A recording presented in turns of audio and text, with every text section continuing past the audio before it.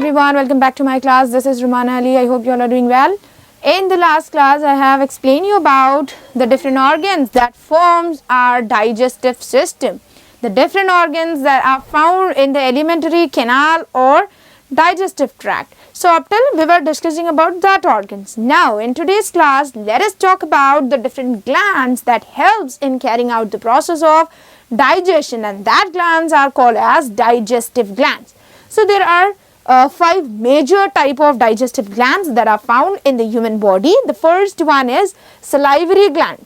When we talk about the salivary glands, they are present in 3 pairs. 3 pairs of salivary glands are present in the buccal cavity. So that 3 pairs includes parotid gland, submaxillary, or we can say submandibular gland, sublingual gland. All 3 glands are present in the buccal cavity, and these glands are made up of some specialized cells, like they are made up of some serous and mucus cells, and these cells are responsible to secrete saliva. Is secreted by these 3 pairs of salivary glands, and this saliva contains many enzymes, water, salts. All these are the different substances that we can see in the saliva. We'll see what are the different enzymes that are responsible to mix up the food with the saliva and to break down the carbohydrate which is present in the food product. So this saliva contains some specialized enzymes, and that enzymes are ptyalin, we can say, and this is also called as salivary amylase. So salivary amylase is an enzyme that is present in the saliva which is secreted by our salivary glands, and one more enzyme is present in the saliva, and that enzyme is lysozyme. So whenever we heard the name of an enzyme, lysozyme, we need to remember its function, and the function of the lysozyme is to kill the bacteria. So lysozyme is an enzyme that is responsible to kill the bacteria, whereas salivary amylase is an enzyme that secretes alpha amylase compound in it, which helps in the process of digestion. So this is about the salivary glands, and the pH of salivary glands will always be 6.8, or it will be approximately 8. Next glands are gastric glands. The pH of gastric glands ranges from 0.9 to 1.8. And when we talk about gastric glands, then again the gastric glands are of 3 types. They are cardiac glands, pyloric glands, and fundic glands. All these glands are present that are responsible to secrete some substances, and the substances which gets secreted by these glands together form a juice called gastric juice, and this gastric juice again helps in the process of digestion and absorption of our food. The next one is intestinal glands. All these are the different digestive glands that helps in carrying out the process of digestion and also the process of absorption. So next one is intestinal glands. Intestinal glands, in the intestine 2 main glands are present, and that glands are Brunner's gland and Krebs of Leberkuhn. These 2 glands are responsible to secrete some peptidases and also to secrete some disaccharides. Peptidases like tripeptides, dipeptides, and aminopeptides. All these are the different substances that are going to be secreted by these glands. And disaccharides are the sugar molecules like sucrase, maltase, lactase. The different sugar molecules are secreted by these glands. And these intestinal glands are lined by some specialized cells which we call Paneth cells. These Paneth cells contain an enzyme, and that enzyme is lysozyme again. Just before I told you that salivary glands also secretes lysozyme, which is responsible to kill the bacteria. Again, Paneth cell also contain an enzyme that is lysozyme, which helps in killing the bacteria and prevents the destruction in our stomach. This is how the different glands are present. The different secretions, they are going to be secreted, and that secretions helps in the process of digestion. It also helps in the process of metabolism of the different nutrients. So in such a way, the breakdown of different complex substances takes place by the secretion of different glands, and we call that glands as digestive glands. Besides this, besides salivary glands, gastric glands and intestinal glands, liver is an organ that also acts as the largest gland in the body. So liver is the largest gland of the human body, which helps in the different processes. So firstly, we'll see what are the different glands that are present in the liver and what is the structure of liver. As I told you that liver is the largest gland and it secretes the digestive juice called bile, which is very, very important in the process of digestion. Now we'll see the different ducts, the different glands that are present in the liver, how the different ducts are connected with each other and how they are going to secrete the digestive juices. Let us see.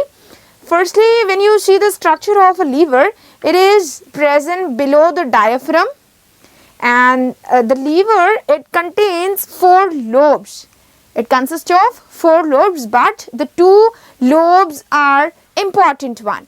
The first lobe is left hepatic lobe and the second one is right hepatic lobe, and this liver is situated at the left side of the stomach cavity. The right side you can find the presence of stomach, but on the left hand side you can see the presence of an organ which acts as the largest gland, that is liver.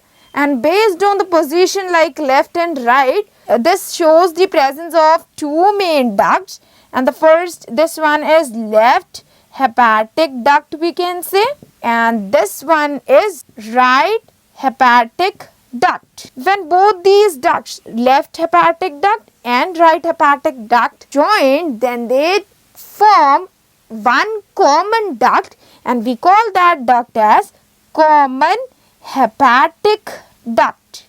One balloon-like structure is also present in the left hepatic lobe of our liver, and this balloon-like structure is called as gallbladder. Gallbladder also stores the digestive juice called bile. It also has a gland that helps in carrying that bile to the different organs for the process of digestion. So the gallbladder also contains a duct, and this duct is called as cystic duct. Now this one is left hepatic duct, this one is our right hepatic duct. Both of them joining and it is forming a common hepatic duct.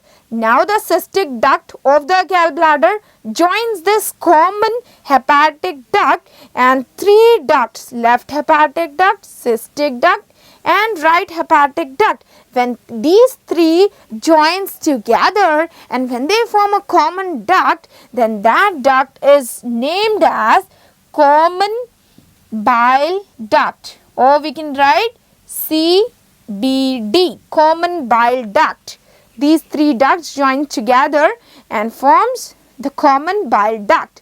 So the bile which is stored in the gallbladder can be easily transferred through this duct.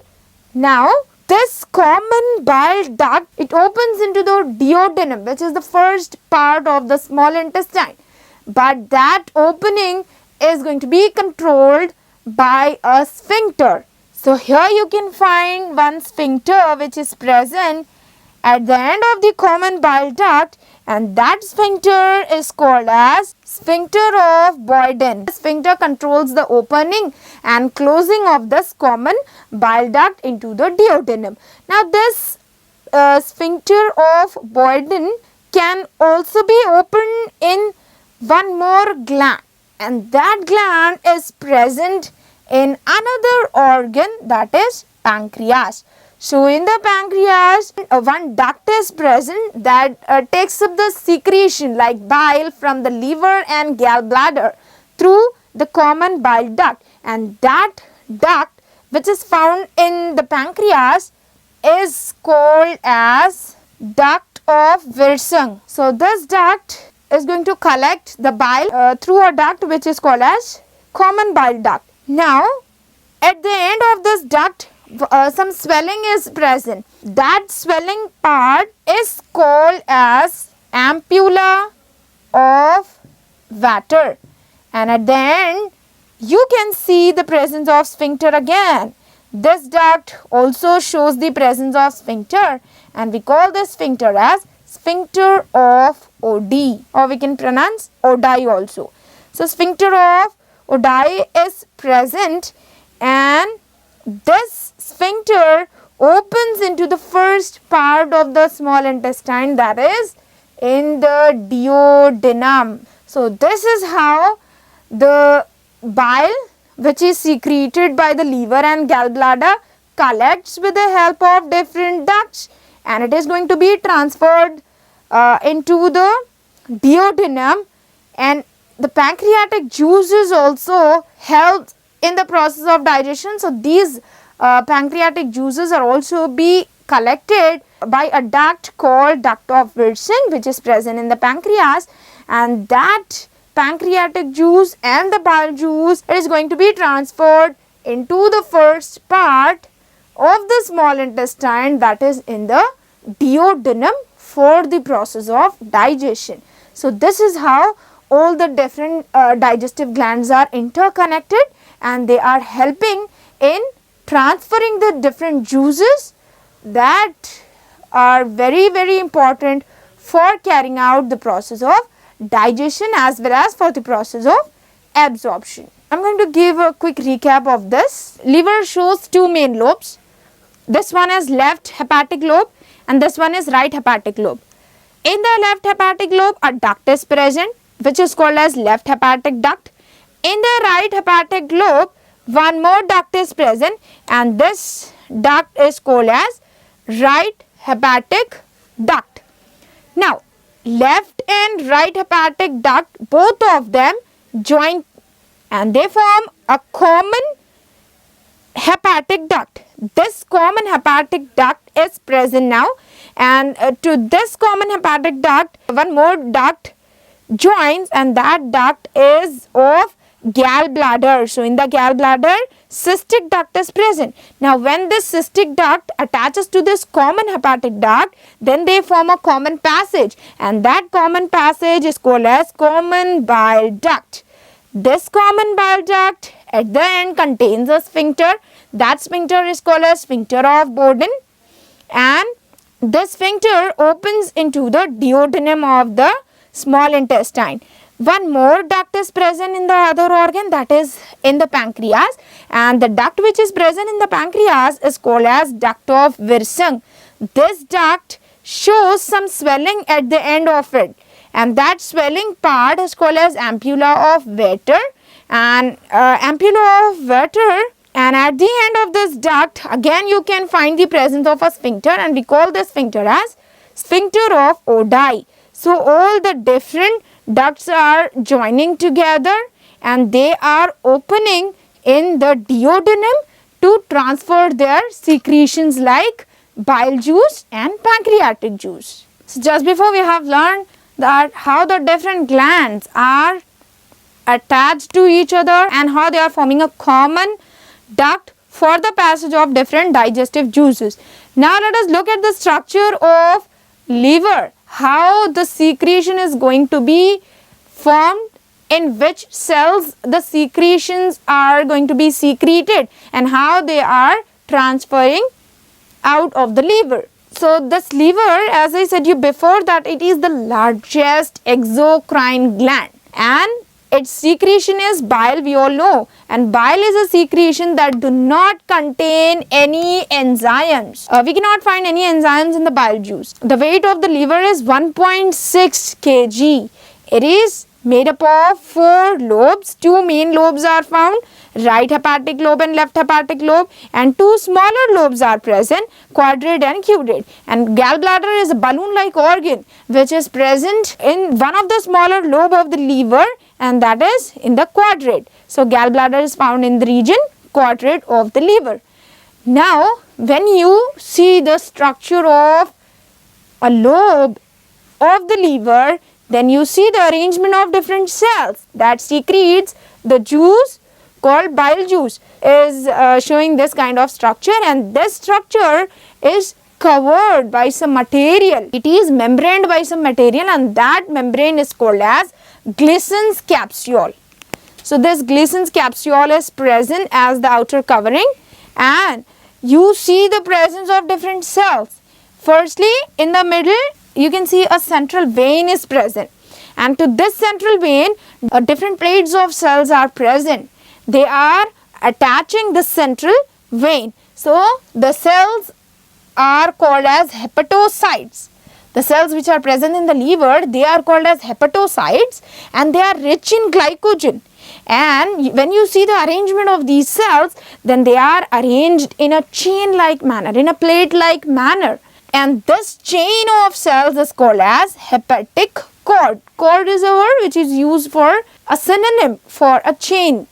So hepatic cord, we can say. The chain of cells it can be called as the hepatic cord. And besides this, in the middle of hepatic cord, some space is present which is filled with fluid, and this space is called as sinusoid. In this space, some more cells are present, and we call that cells as Kupffer cells. Kupffer cells are the phagocytes. So phagocytes means they engulf foreign particles. If any foreign material enters in the lobe of our liver, then Kupffer cells are responsible to engulf that foreign particles. So we can call these Kupffer cells as phagocytes. This is about the different cells that are present in the lobe of a liver. At the end of this hepatic cord, one duct is present, and that duct is called as bile duct. This bile duct collects the bile which is secreted by the liver cells. And you can see the presence of hepatic artery and hepatic portal vein also in this structure that carries the liver secretion. Now I'll elaborate this diagram. When you see the large diagram of this hepatic cord, then it would be like this. In between the cells, some space is present, this space, and this space is called as hepatic canaliculi. We call the space as hepatic canaliculi. So whatever the secretions are secreted by these hepatocytes, it is taken up by this hepatic canaliculi, and all the hepatic canaliculi transfer this secretion to a common duct that is present at the upper portion, which we call as bile duct. So before the bile enters into the bile duct, it is taken by this duct, and this duct is called as hepatic duct. So firstly, the hepatocyte secretes the material, secretes the digestive juice called bile. This bile is collected by hepatic canaliculi, and from all the hepatic canaliculi, the bile is collected by a duct called hepatic duct, and from the hepatic duct, it is going to be transferred to the main duct which we call bile duct. So in this way, the bile secretion takes place in the different liver cells, and they are going to be transferred through the different ducts and help in the process of digestion. So this is how the different cells are arranged in the liver, and they are responsible to secrete the digestive juice called bile, which do not contain any enzymes in it. In the next session, we will be learning about the different functions of the largest exocrine gland called liver. So that's all for today. Thank you.